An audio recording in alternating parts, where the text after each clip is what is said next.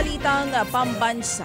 Kwentong kutsero raw ang mga akusasyon ni Senator Amy Marcos laban sa Pangulong Marcos Jr. Ayon sa Malacanang, hindi raw tatablan yan si Pangulong Marcos, lalo't wala naman daw kredibilidad ang mga paratang ng senadora. Lumang kwento na raw ang ibinato sa Pangulo at napatunayan na hindi ito totoo. Tingin ng palasyo kung ano-ano nang iniuungkat na issue laban sa Pangulo para lamang mapatalsik ito sa pwesto, pero hindi daw magpapatinag ang Pangulong Marcos Jr. So hindi po opsyon sa administrasyon, sa Pangulo ang pagbibitiw.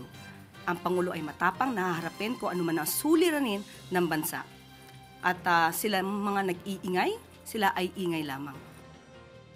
Yan nga po ang tinig ni Palace Press Officer Attorney Claire Castro.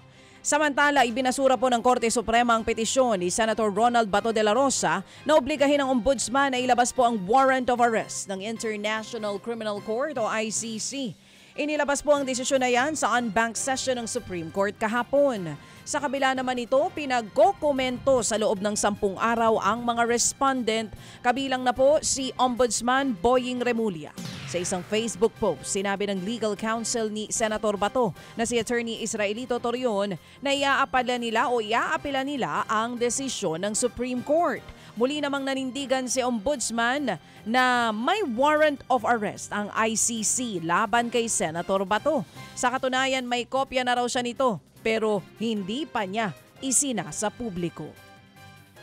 Pinaiimbestigahan naman po ni Batangas Congressman Leandro Leviste si ICI sa Construction Workers Solidarity o CSW Party List Congressman Edwin Garjola. Base po sa inihaing rekomendasyon ni Leviste sa ICI. Pangalawa si Garjola sa mga nakinabang sa infrastructure projects. Paliwanag ng kongresista, bumibili raw ng mga proyekto sa DPWH si Garjola at ibinebenta ang mga ito.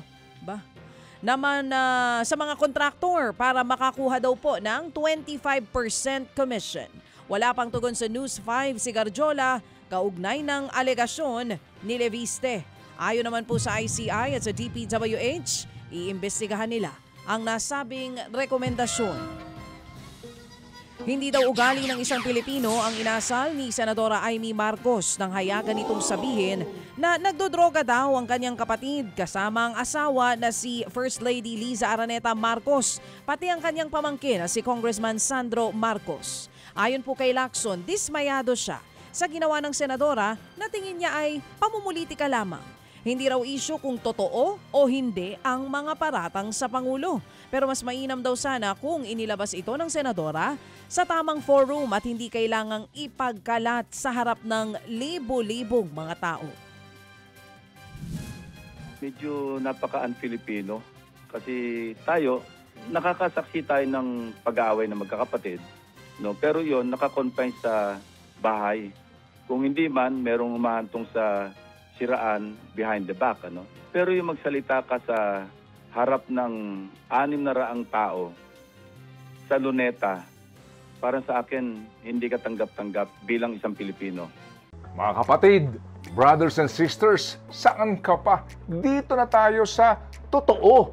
Dito na tayo sa True FM. Mga kapatid, mag-subscribe and follow po kayo sa social media accounts ng True Network PH. Yan po kami, hanapin nyo lang True Network PH, Facebook, Instagram, YouTube, TikTok, and podcast. Mapa Apple or Spotify man yan, mahahanap nyo kami. Lahat ng mga napapanood at napapakinggan nyo po sa programa, nasa social media accounts namin yan. So paano mga kapatid? See you sa social media!